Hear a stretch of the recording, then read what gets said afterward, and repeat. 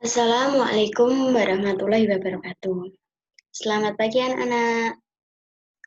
Ibu harap kalian semua dalam keadaan sehat walafiat.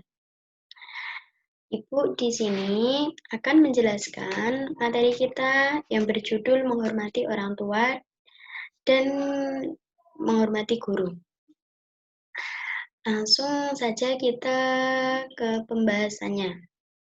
Menghormati dan mematuhi orang tua dan guru.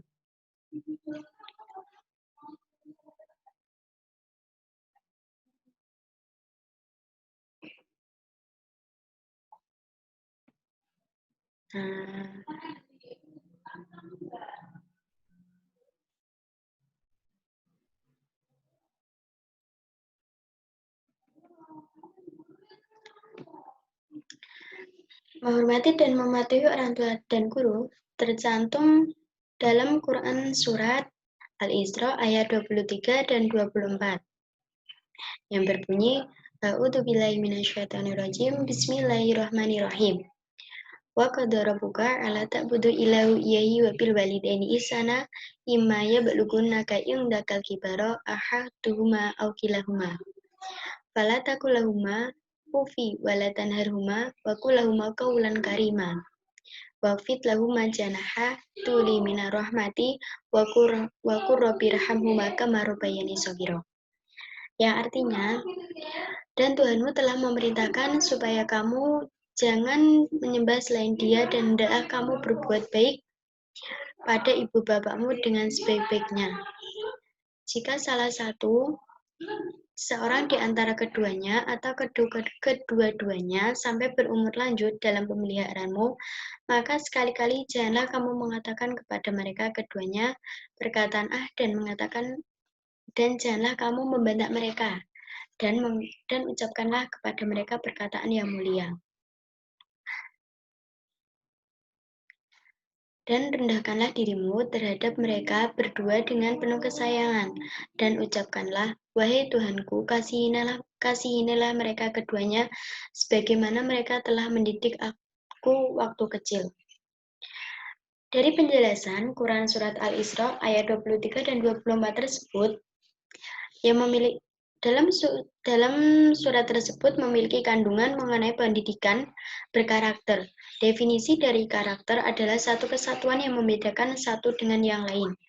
Atau dengan kata lain, karakter adalah kekuatan moral yang memiliki sinonim berupa moral, budi pekerti, adab, sopan, santun, dan akhlak.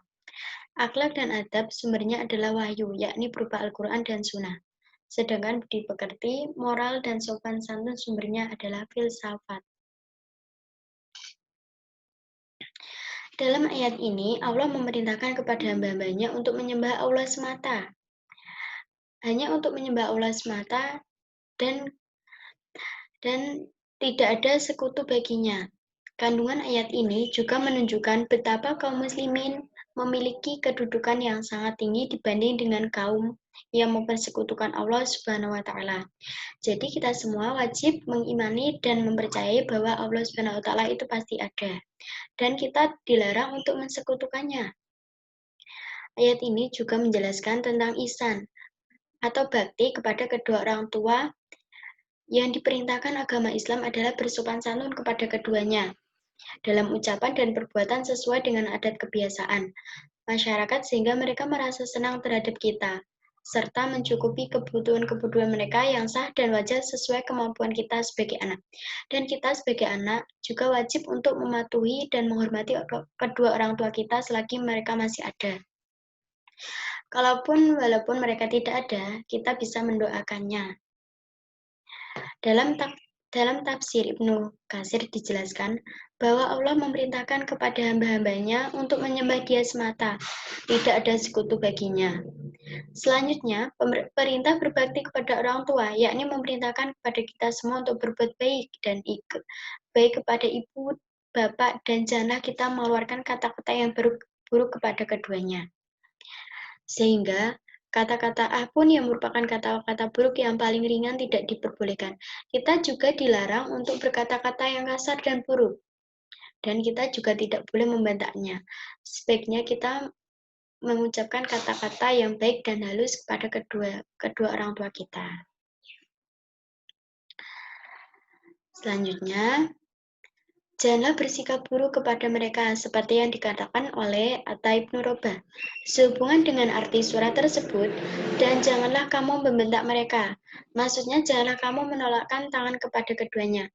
Setelah melarang mengeluarkan perkataan dan melakukan perbuatan buruk terhadap kedua orang tua, Allah memerintahkan untuk berbuat baik, bertutur sapa baik, dan berlaku sopan santun kepada kedua orang tua dengan rasa penuh hormat dan memuliakannya.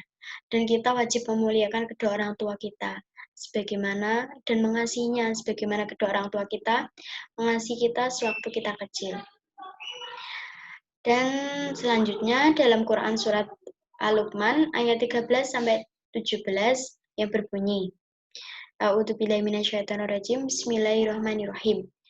Wa id qala Luqmanu libnihi wa huwa ya'iduhu ya bunayya la tusyrik billah inna syirka la dzulmun adzim. Wa wasainal insana biwalidaini hamalathu ummaha wahnan wa ala wahnin wa fisalu fi amaini anishkurli wa liwalidayka ilayyal masir. Wa in jahadaka ala an tusyrik bi ma laysa laka bihi ilmi fala tatihuma wa sahibuma fi dunya ma'rufa wa tabi sabila man anaba ilayya summa ila marji'ukum fayunabiukum bima kuntum ta'malun.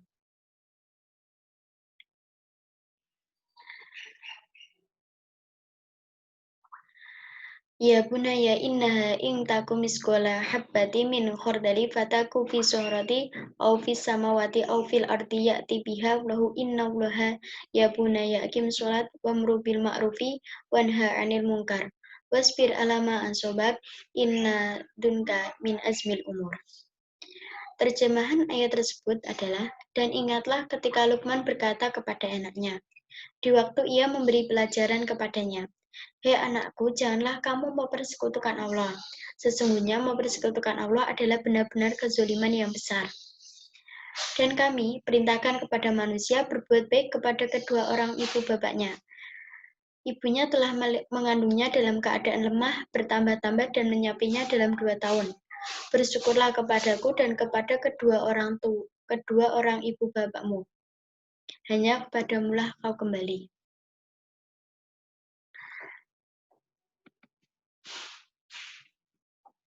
Dan jika keduanya memaksamu untuk mempersekutukan dengan aku sesuatu yang tidak ada pengetahuan tentang itu, maka janganlah kamu mengikuti keduanya, dan pergaulilah keduanya di dunia dengan baik, dan ikutilah jalan orang yang kembali kepadaku. Kemudian hanya kepada kaulah kembali, maka aku beritahukan kepadamu apa yang telah kamu kerjakan. Luqman berkata, wahai anakku, sungguh jika ada sesuatu perbuatan seberat biji sawi dan berada dalam batu atau di langit atau di bumi, niscaya Allah akan memberinya balasan. Sesungguhnya Allah maha halus, maha teliti. Hei anakku, didikkanlah sholat dan suruhlah manusia mengerjakan yang baik, dan cegahlah mereka dari perbuatan yang mungkar, dan bersabarlah terhadap apa yang menimpa kamu. Sesungguhnya yang sedemikian itu termasuk hal-hal yang diwajibkan oleh Allah Subhanahu wa Ta'ala. Maksud penjelasan dari Quran surat Al-Luqman ayat 13 sampai 17 tersebut. Ayat 13 tersebut menjelaskan bahwa syarat untuk mendidik anak hendaknya dilandasi dengan lemah lembut dan kasih sayang. Kata izuhu diambil dari kata was yang bermakna nasihat yang menyangkut berbagai kebijakan dengan cara menyentuh hati. Penyampaiannya yakni dengan lemah lembut, tidak membentak dan panggilan sayang pada anak. Kata bunayyana mengisyaratkan kasih sayang. Hal ini tentunya juga berlaku kepada para guru dalam mendidik para didiknya. Ayat tersebut, sebaiknya kita sebagai orang tua harus mendidik anak kita dengan kata-kata yang lembut, dan apabila anak kita melakukan kesalahan, sebaiknya kita tidak langsung memarahinya. Kita bisa memberitahu kepada mereka dengan kata-kata yang halus agar mereka tidak tersinggung. Dan juga kalau seorang guru harus menasihati anak didiknya dengan kata-kata yang halus dan yang tidak menyinggung. Dalam ayat 14, Allah menggambarkan kesusahan seorang ibu dalam merawat anaknya. Mengapa hanya jasa ibu yang digambarkan dengan sedemikian lemahnya? Karena peranan ibu lebih berat dari ayah, mulai dari proses mengandung hingga melahirkan dan menyapihnya. Kata wahnan berarti kelemahan atau kerapuhan. Yang dimaksud di sini adalah ibu dalam kondisi sangat lemah saat mengandung anaknya. Dan ayat 14 tersebut menjelaskan atau menggambarkan kesusahan seorang ibu. Bisa kita lihat sendiri, ibu telah mengandung kita selama 9 bulan 10 hari, dan telah merawat kita dari kecil, dan juga menyapihnya. Bukan berarti peranan seorang ayah itu tidak penting, bukan. Peranan seorang ayah itu juga penting, tapi lebih penting daripada ibu karena ibu telah sangat berjasa kepada kita sewaktu kita masih kecil.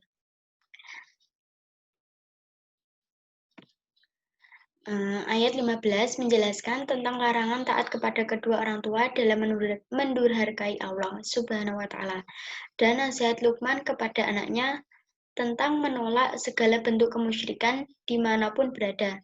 Ayat ini sekaligus memberitahu bahwa mempergauli keduanya dengan baik hanya dalam urusan dunia, bukan keagamaan seperti Nabi Ibrahim alaihissalam. Dia tetap berlaku santun kepada bapaknya sekaligus pembuat berhala, namun Nabi Ibrahim tidak sependapat dengan hal akidah. Sedangkan ayat 15 tersebut menjelaskan tentang larangan taat kepada kedua orang tua. Kita wajib mentaati kepada kedua orang tua kita.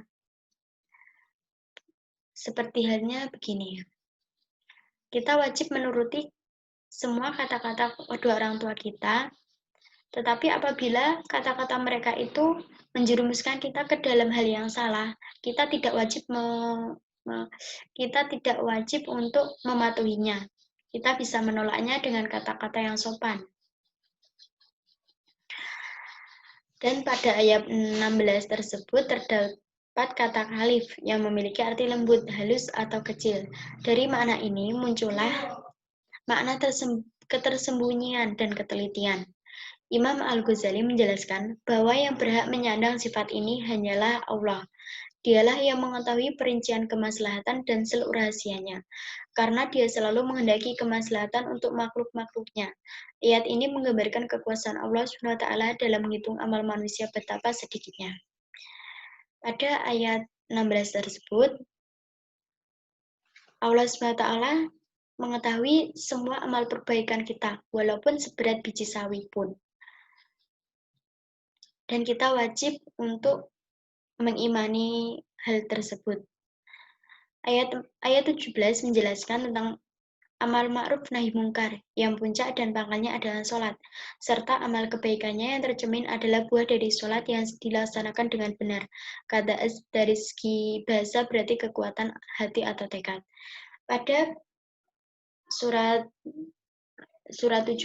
pada ayat 17 tersebut menjelaskan tentang amar ma'ruf nahi mungkar yang berarti menjalankan perkara ma'ruf dan menjauhi perkara yang mungkar. Ya, salah satu contohnya adalah sholat. Karena sholat itu sangat penting. Karena pada nanti kita di akhirat pasti pertanyaan pertama yang akan ditanyai tentang bagaimana sholat kita selama di dunia ini.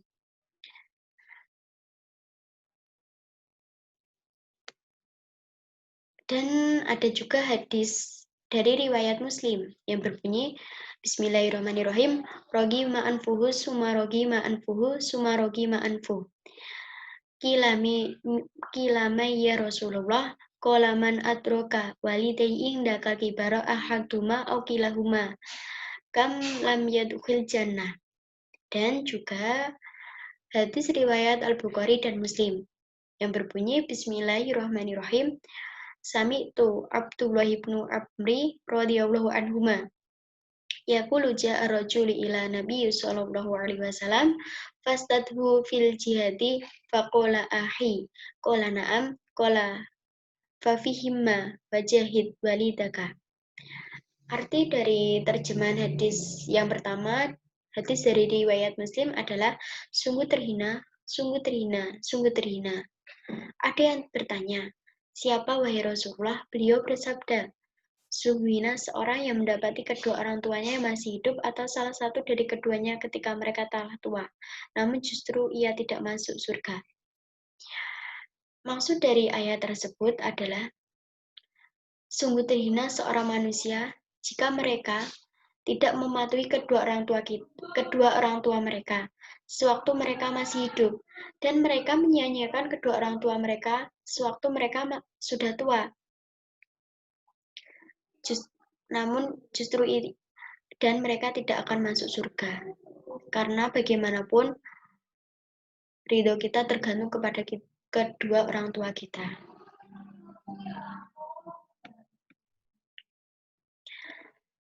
Dan surat dan arti dari hadis kedua tersebut adalah, aku mendengar Abdul bin Amr radhiyallahu berkata, seorang laki-laki datang kepada Nabi, lalu meminta izin untuk ikut berjihad.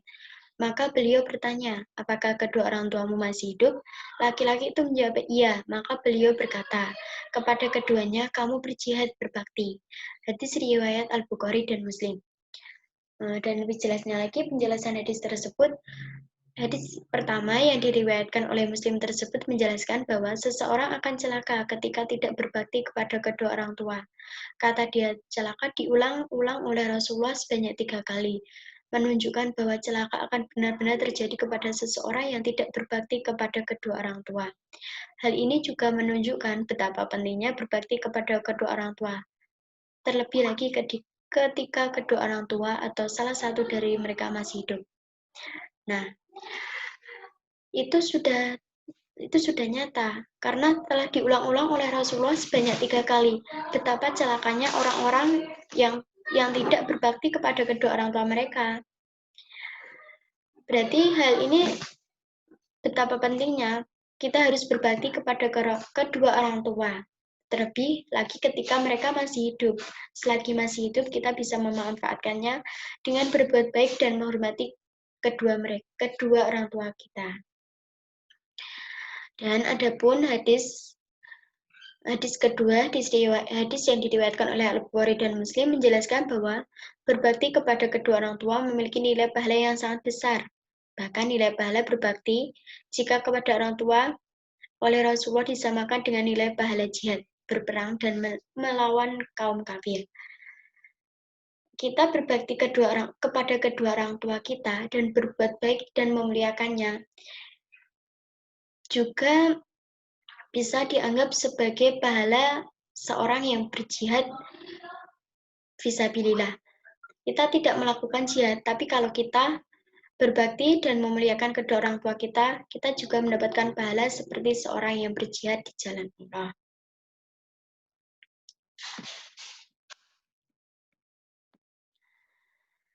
Perilaku orang yang menghormati dan mematuhi orang tua dan guru. Sebelum kalian menerapkan perilaku menghormati dan mematuhi orang tua dan guru, sebagai implementasi dalam Quran Surat Al-Isra ayat 23 dan 24, dan Quran Surat Al-Luqman ayat 13 dan 17, serta hadis Nabi, terlebih dahulu kalian harus membiasakan membaca Al-Quran setiap hari.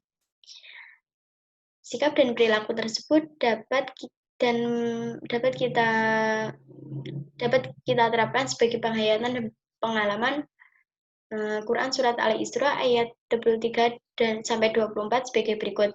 Selain beribadah kepada Allah SWT dan tidak menyekutukannya, membiasakan berbuat baik ihsan kepada kedua orang tua, membiasakan untuk tidak berkata-kata buruk kepada kedua orang tua, selalu bersikap baik dan berlaku sopan santun kepada kedua orang tua dengan rasa penuh hormat dan memuliakannya.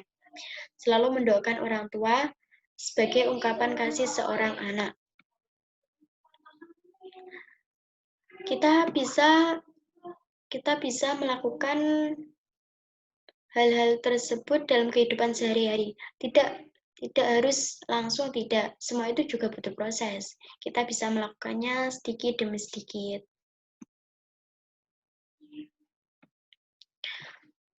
Sikap dan perilaku yang diterapkan sebagai penghayatan dan pengalaman hadis Nabi tersebut, selalu berbakti kepada kedua orang tua. terutama ketika mereka masih hidup. Jika sudah tiada pun, kita harus senantiasa mendoakan mereka, senantiasa berbakti pada orang tua, karena nilai kebaikan di sisi Allah SWT disejajarkan dengan jihad. Maka kita wajib menghormatinya. Itu sangat penting. Selain berbakti kepada kedua orang tua, kita juga berkewajiban bersikap hormat dan patuh kepada guru.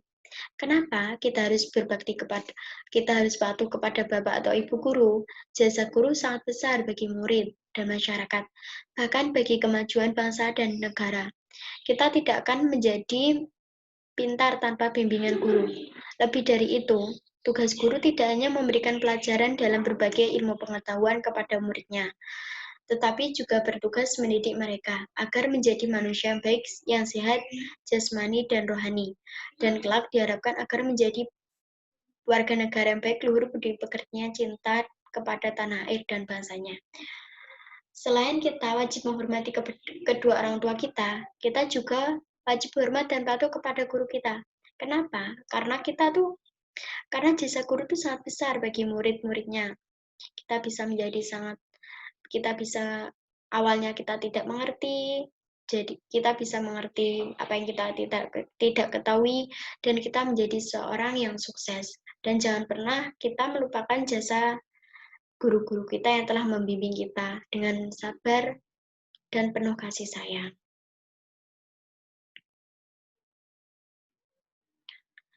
Guru merupakan orang tua kedua, karena orang yang mendidik murid-muridnya untuk menjadi lebih baik. Sebagaimana wajib hukumnya mematuhi kedua orang tua, maka wajib pula mematuhi perintah para guru setelah perintah tersebut tidak bertentangan dengan syariat agama. Dan guru itu merupakan orang tua kedua setelah orang tua kita. Jadi kita wajib untuk menghormatinya. Sebagaimana kita juga mematuhi kedua orang tua kita. Mematuhi guru itu juga mempunyai pahala seperti orang yang berjihad.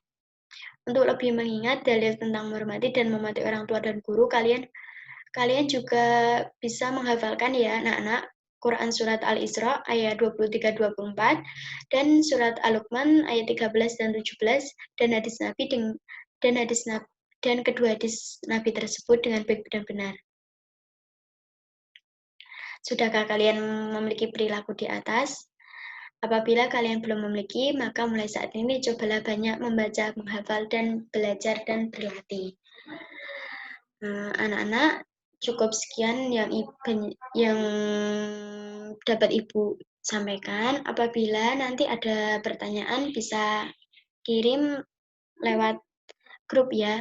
Nanti absennya juga lewat situ aja ya. Untuk itu, Ibu akhiri sekian dulu.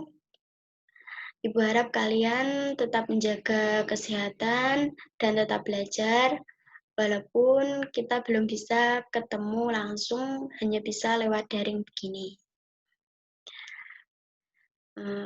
Ibu ucapkan terima kasih. Wassalamualaikum warahmatullahi wabarakatuh.